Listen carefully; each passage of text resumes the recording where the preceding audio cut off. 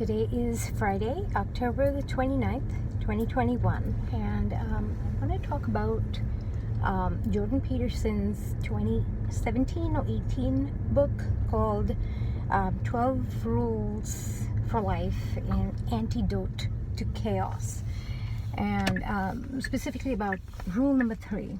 And I will do a longer video about all the rules, because I am creating a workbook, an actionable workbook about this book.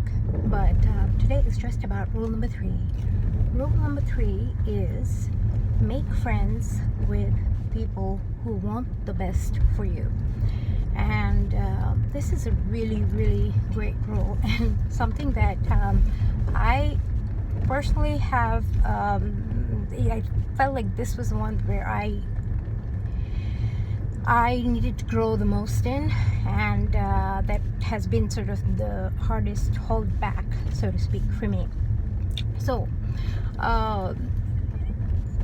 the other rules kind of get at very much of, like, you know, the personal habits, personal discipline, that kind of thing.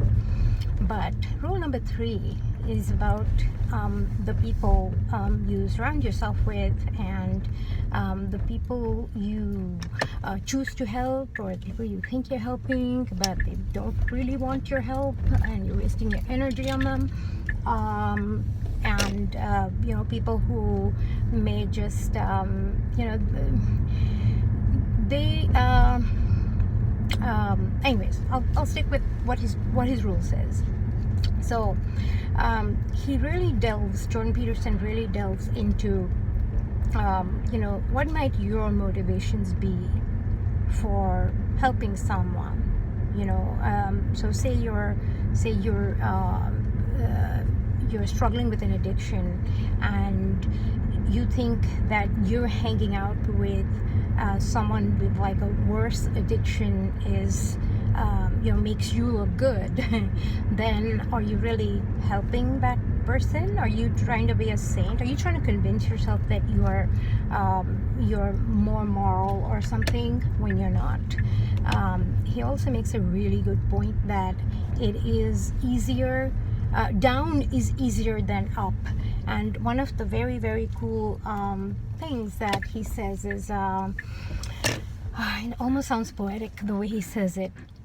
He says, you know, failure is easy, vice is easy. That does not require explanation as to, you know, if you're struggling, if you're failing at something, if you're having a hard time with something, that is not the mystery, because that entropy meaning, you know, the rule, the natural law of the world, that everything falls to dust of its own accord, that's the norm.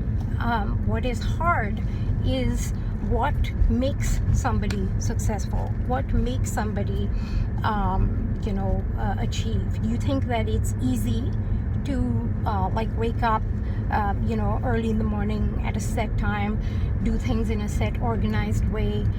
Do you think that's easy? You know, do you think that people who are, you know, quote unquote successful on a you know, on a material plane, do you think that comes about in their life with no effort on their part? So that thing about, you know, success being sort of the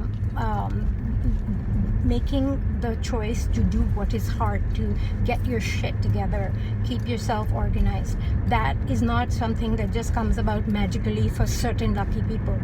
That is something that has to be worked on. And in many of his other rules, like in rule number 4, where he talks about, like, be a little bit better today than yesterday, and like in small, in, you know, very small ways. He doesn't talk about like conquering the universe or anything. Nothing of his book is something that's like unachievable, unattainable. It's all, like, you know, deeply held things that we already know, but sometimes we may just be too, I'll just say this, lazy to do, or, you know, too willfully blind, because it's too hard to like see the truth and just do it.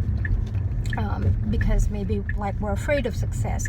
So like, so I'll give you an example of this. So suppose you're like, you hang out with a friend who's like, perpetually miserable and always complaining that they cannot find a proper guy or whatever. They only call you to complain, but anytime, and you put up with that nonsense. But then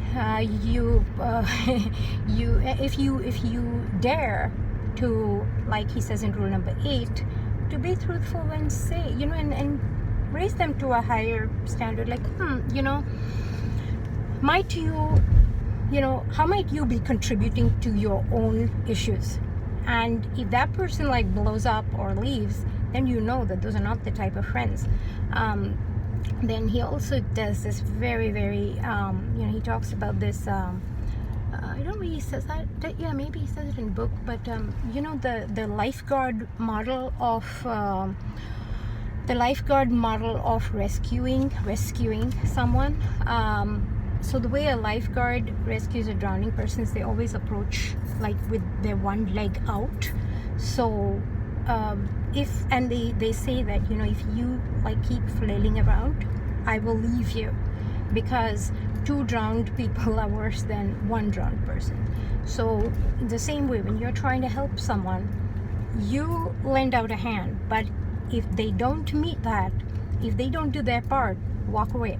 And he's very, he talks about like how we may think like, what, that's harsh, like how can I do that? No, it's my job to like sit around and help. But he questions that in a way that was quite profound for me. He said, like, question your own motives. Why are you trying to help a person? Are you trying to avoid something else that you need to be doing? And that was important. That was really useful, because at that time, like, was I avoiding like getting all my application materials together for my doctoral application? Was I avoiding that by like helping other people who don't want to be helped on a subconscious level, and who just will take advice but like not really do anything about it?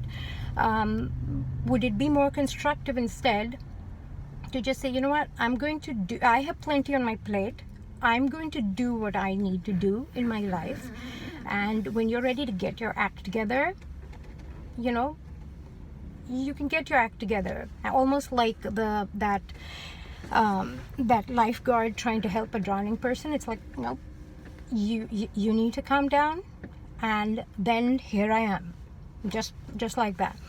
And I think that book in that particular role was so incredible for me, because I have to say, since that time, because I did a 1-year-long experiment in the year 2019 where I practiced each rule exclusively for each month. So Jan was rule 1, all the way through December, rule 12. And gosh, I have to say, March 2019, I did so much, not reading off per se, but I like started to hold back on giving unnecessary advice, energy, time to people who didn't really need or deserve it. And now I still sometimes may try to I would not say help people. The problem with me is I see people as they could be, and sometimes not as they are.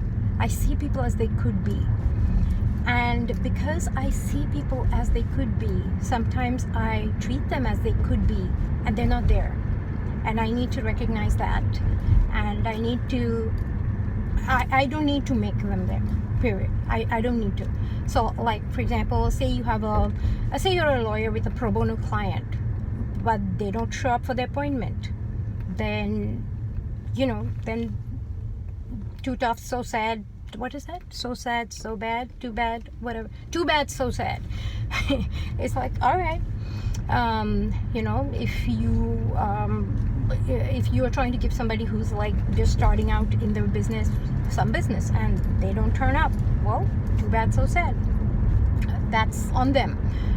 You don't keep on keep on doing that, because, and this was another very, very cool thing that Dr. Jordan Peterson said in the book, where he said, like, some people will just use you as a test case. You know, they believe deep down that life is harsh, and their life is harsh, and like life is crap, and things are nihilistic, and they believe that, and they want to believe that, and so they'll sabotage it, and because they want to believe that life is unfair and life is this and that. They want to hold on to that, and so no matter what opportunities you may even, they will squander it, and you should recognize that. And I think that's I'm personally saying that because I moved to the United States with about $700 or $800 in the year 2000, and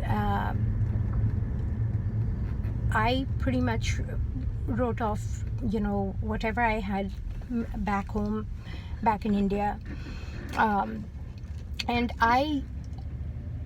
yeah, you can say, hey, you were lucky and you were fortunate, and yes, I am lucky, I am very fortunate, I am very blessed, and I also prepare and work hard.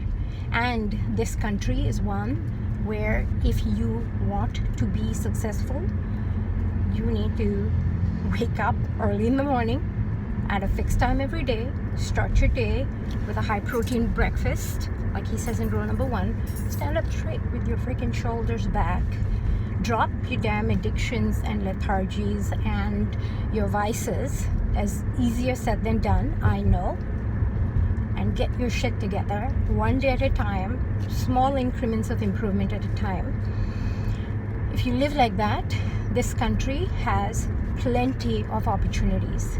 And as somebody who migrated here 20 years ago and, knock on wood, has made a very blessed life,